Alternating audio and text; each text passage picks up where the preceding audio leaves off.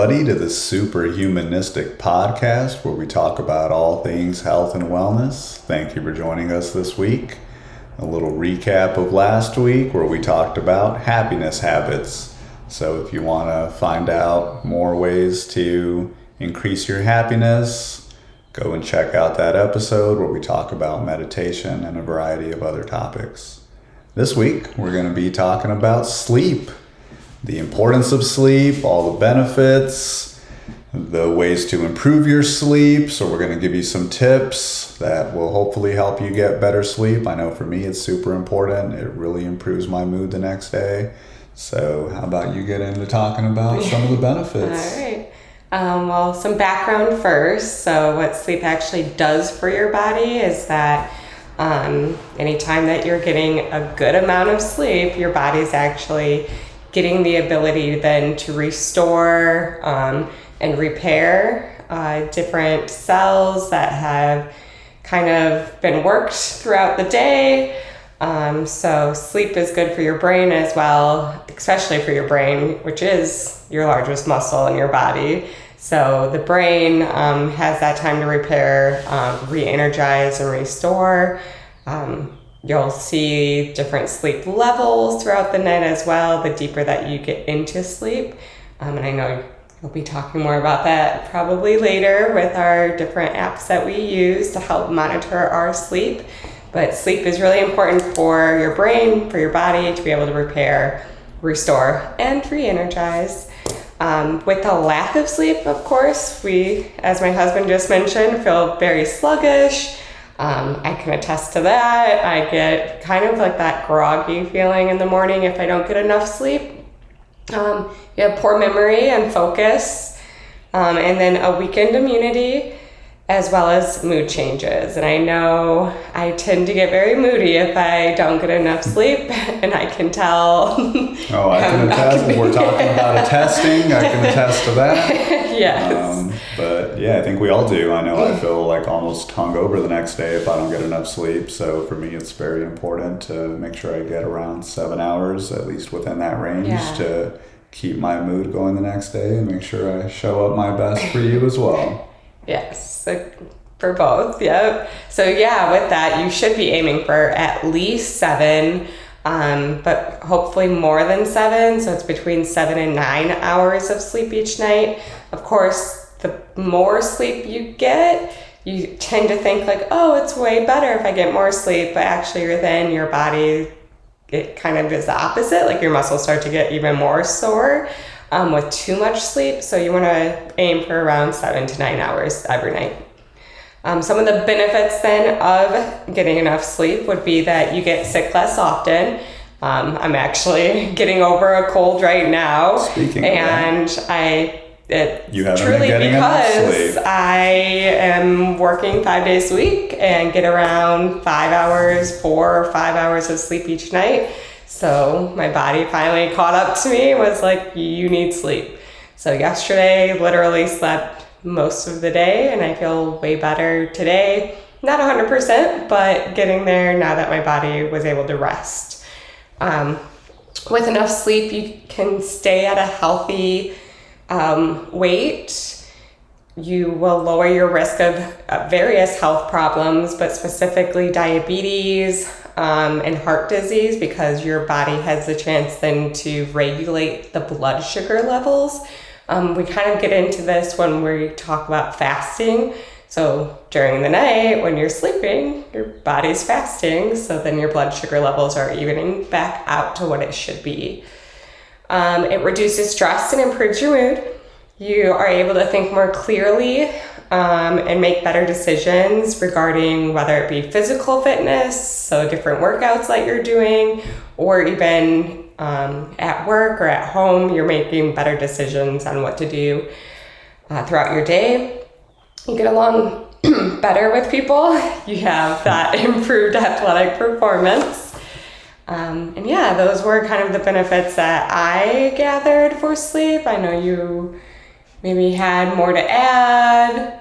Yeah, I mean, I think we talked about pretty much everything. Yeah. We touched on pretty much all the benefits there. I mean, just to get more specific, you can reduce the risk of mental distress, anxiety, depression, and irritability.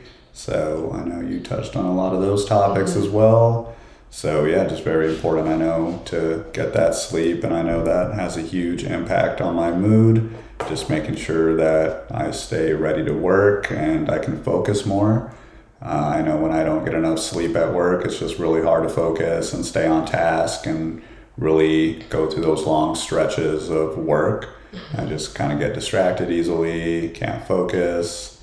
So super important to get that sleep, 7 to 8 hours as you mentioned each night, but not also overdo it either. So how about we jump into then some of the, I guess, tips of how to get better sleep. Yeah. So then, right, we talk a lot about what it is and then how it benefits us, but then like how do we actually put it into practice? For us, it's really about our environment that we're setting in our bedroom. So our bedroom, like well, I take that back. As a child, I did have a TV in my room, but then once I moved out of my parents' home, I never had a TV in my room because I felt like it was there. I wasn't really watching it. Like I don't lay in bed and watch TV because then I feel like I'm setting my mind to think that that's what I do in the bedroom, and I don't do that. What I need to do in the bedroom is sleep. So we really try to make our bedroom to where it's just for us to sleep. We have blinds so it can get dark, so blackout curtains are really good. During winters, we have humidifiers going so that it's not so dry. And then we will turn our fan on. We want our temperature in our bedroom to be cooler. Obviously, each of us have different coolness factors or degrees that we think is cold or not cold. But having it cooler is better for your body to be able to fall asleep faster and stay asleep longer. So you want dark, quiet, and cool in the bedroom. You also want to have that consistent scheduled bedtime. During the work week, I feel like we do a good job of that. And then we get to the weekends and we're like, oh, it's the weekend. Let's stay up a little later. And then you can feel it the next morning, right? You know, like, oh, Monday's coming, work's gonna come again. So just making sure we stay consistent with a sleep schedule. Avoiding caffeine, nicotine, liquor, or alcohol before bedtime is important as well. And really eating, you wanna try to eat at least 2 hours before you're wanting to go to bed so that your body has time to kind of to digest that before falling asleep. Exercising throughout the day helps with sleeping at night. And I'm not just saying, try this today and you're gonna get the best sleep ever. Like it has to be a routine. It has to be consistent in order for you to see those benefits. And avoiding those screens before bedtime as well. So like doing reading or maybe like a coloring book or an adult coloring book. So something that's not screen related because the blue light in screens are actually really bad for you. And then of course, if you still are struggling or feel like there's something more serious going on with why you're not able to sleep good at night, we always suggest, talking with your doctor. It is important to make sure that you are healthy and you're informing your doctor of any new routine that you're wanting to set up, especially if you have those health conditions already. So yeah, some great tips there. Also, you do want to try to increase your daylight exposure. That's another tip that'll help balance your circadian rhythm and your sleep-wake cycle. So benefits from natural sunlight, bright light during the day, and that'll improve your nighttime sleep as well. So I know we like to keep it very cool in our house. During the winter, we'll drop the thermostat down to like 62 or 63. And the summer, we keep the windows open if it's going to be cool at night or run the AC, and that just really helps us get a good night's sleep, keep that fan going. Mm-hmm. That's always nice. Alcohol is certainly an issue. I know when I drank more heavily in my 20s and early 30s that would really mess with my sleep pattern. I would be able to fall asleep much quicker, but then I wouldn't stay asleep for long. So you'd get that kind of just really bad sleep, and that would contribute to the next day of feeling that really rough hangover type of situation. So I definitely kind of keep those drinks down to 1 to 2, and maybe, as my wife mentioned earlier, try to maybe not do it so close to bedtime. That will really help. Because once you start messing with your sleep pattern during the weekend, that can kind of go into your Monday and Tuesday, and maybe you're not getting good sleep until Wednesday, Thursday, and then you're right back to drinking again on that Friday night. So just kind of turns into a vicious cycle of getting bad sleep. I've really tried to improve my sleep, especially since we've met. And I know the Fitbit is one way that we've monitored our sleep. It's just good to, I know I'm like really analytical. I like to see numbers and what's going on. So the Fitbit's really cool because it allows you to see your deep sleep, your light sleep, your REM, and then gives you a nice score there of either fair or good.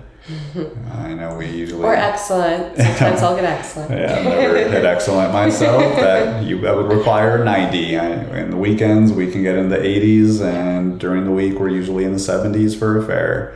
So it's pretty cool just to be able to see how your sleep is improving as you're trying some of these tips. So you can get a Fitbit or an Apple Watch or anything like that, see what your sleep is prior to implementing any of these tips. Implement the tips and see if there's a better sleep pattern there for you.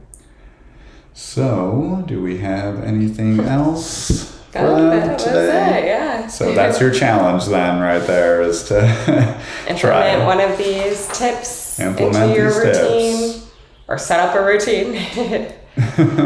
Don't forget to follow us on everything Superhumanistic. Hit that follow button on this podcast so you never miss another episode. And thank you for joining us. We'll see you next week. Bye.